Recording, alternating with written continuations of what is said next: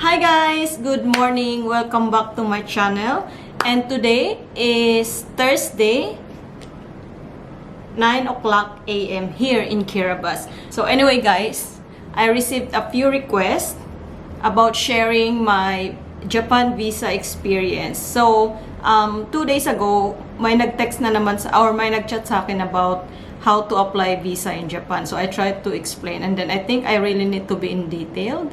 So today, I finally decided to make a video about my experience, how I applied my visa with my niece. So actually guys, my last trip in Japan, it was my second trip.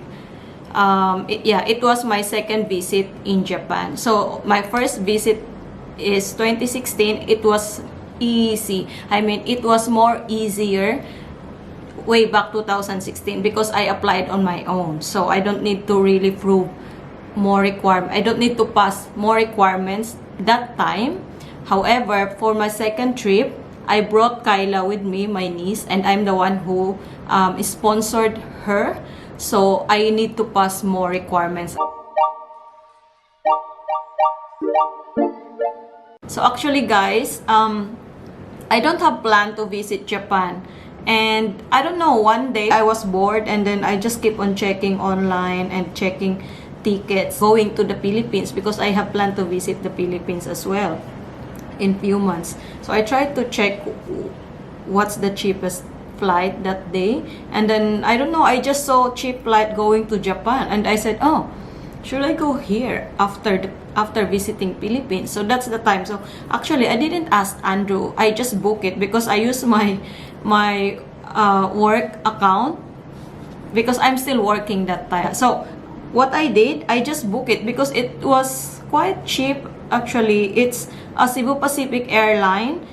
I booked the ticket around October. Anyway, I booked a ticket for two of us, me and Kyla, for 700 bucks Australian dollar, round trip, Manila to Tokyo, Tokyo to Manila. And later on, I decided why not visit my sister as well, since it's only one flight away from Tokyo. So I booked everything when I was in Canberra, and then November we moved here in Kiribati. So when I arrived here in Kiribati, I started to check what's the requirements for our visa because I knew Kyla will be a first timer in Japan, and I'm wondering if we might find it difficult to apply because Kyla is a student. So what I did, I emailed Raha agency and I asked them what are the requirements if I'm gonna bring my niece, or what are the requirements if my sister will invite me. So that's all I asked, and then the agency replied and they sent me some documents, list of requirements and the other possible requirements if I'm the sponsor or my sister. Actually guys, first thing that they sent me is the visa tourist requirements. So if you can see that one, so their office is located in Ermita, Manila. So I applied my visa here when I went to Japan 2016, and then I applied another one last June.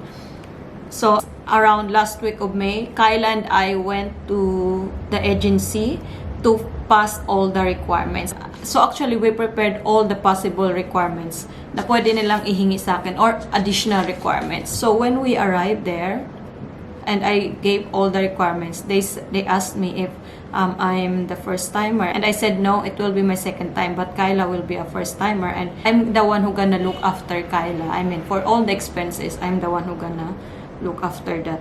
And they asked me where is my old visa, and I told them I have a new passport and my old passport was already, I don't know where it is. And they said, oh, if I cannot provide that one, I can apply, I can go back again to a first timer. It feels like you are a first timer again because you cannot provide your old passport, because I should attach the old passport, they said. But anyway, they didn't told me that at the first place. So wala, naiwan ko siya sa Kiribati. So I said, okay, fine, let's do this. What should I do? And they said, you need to provide original copy of birth certificate. And of course I don't have. I only have Xerox copy because they never told me on the list, they said just copy of birth certificate. They didn't told me if it's original or what. So anyway, they were very strict that day, and I don't have choice. And my sister in Japan also made an invitation letter to add on our requirements, and they said, what is this? I said, my sister lived in Japan and we will visit them. And then they said, so you're visiting our relatives? And I said, yes. And they said, for that your sister needs to provide original copy of birth certificate as well. And I know that will be impossible, because how can my sister provide it? She is in Japan. And I said, I cannot do that. Can we just do other steps? And then they said, okay, you can apply as a tourist, because it's so weird. So if you can apply as a tourist, you don't need to ask any documents from your sister. So we disregard all the documents that my sister sent to us. So we disregard that one, and I said, okay, we stick to the tourist application, which is, it's only 1.5 per person, the application, so we stick to that. So I'm the one who just need to provide original copy of birth certificate. So at least to lessen the hassle, I said, okay, let's push the tourist visa. And then we went to the PSA office in Macapagal Boulevard. And imagine, it was lunchtime, and when we arrived there, there was a really long queue. And it was hot, so I said, but I forgot that everything in Philippines you need to queue. So I told Kyla, I think I cannot wait for 2 hours or more just to get the birth certificate. So what we did, we went home and just rest. And we came back the next morning around 5:30 a.m. to make sure that we really have birth certificate as early as we can. So anyway, we queued there for like 1 hour before they opened, and we got our birth certificate around 9 a.m. And other than that, since Kyla is a student, and I don't know why they asked a lot of requirements for Kyla, even she is 19 years old already. She's not underage actually, but still they asked certificate of the parents, original certificate of the parents, and the letter of the parents proving that Kyla allowed to travel with auntie. Maybe they said they just trying to protect like human trafficking maybe. So anyway, we understand, but it was really hassle because they never indicate that in the requirements in the first place. So imagine if you travel very far and they will tell you very late.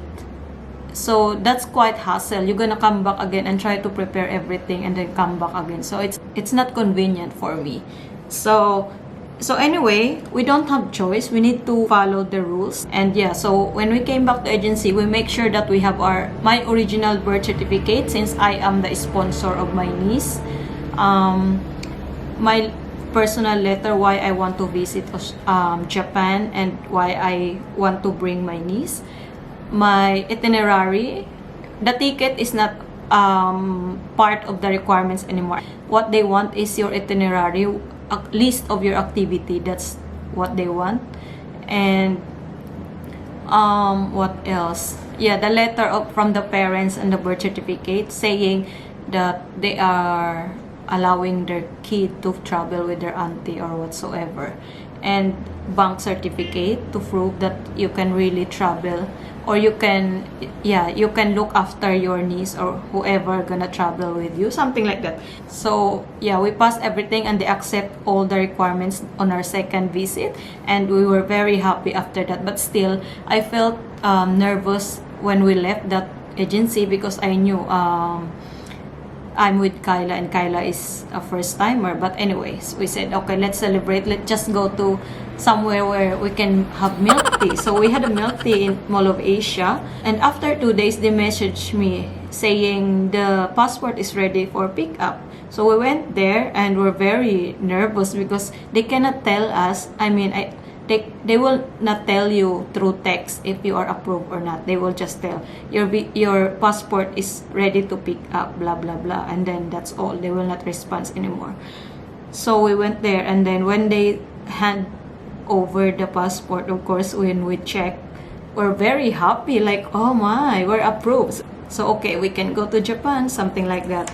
So actually guys, if I'm going to compute my expenses when I went to Japan, it's quite big actually. I mean, depends on you how you traveled or how you spend actually, because yeah, I tried not to spend much, but I don't know, I spent quite big when I went to Japan, and plus our ticket. So our ticket was 1,000 plus Australian dollar. It's a round trip. Manila, Tokyo, Tokyo to Hokkaido, and going back to Manila. So two of us is 1,000 plus. Not bad. And I have my pocket money like almost 2,000 Australian dollar, and yeah, so that's all I spent when I was in Japan, and it's all worth it actually. The experience, the fun, and being with your family, it was really good. And so yeah, that's all my experience of applying a Japan visa at Raha agency. So actually guys, I like their service. They are quite strict when it comes to requirements, but that's okay. That's their rules, and that's their job. If you would like to go to Japan, it's really easy, and you can check their website. If you have questions, they are very accommodating, and then you can also call them. It's really I mean, their service is good and it's cheap. So when I applied last time, it's only 1,500 pesos for tourist visa each, and for visiting family or relatives, it's 2,500 each person, I guess, or 2,000 pesos. So yeah, I will recommend Raha agency for Japan visa. It was really quick. I mean, after 2 days we got our visa.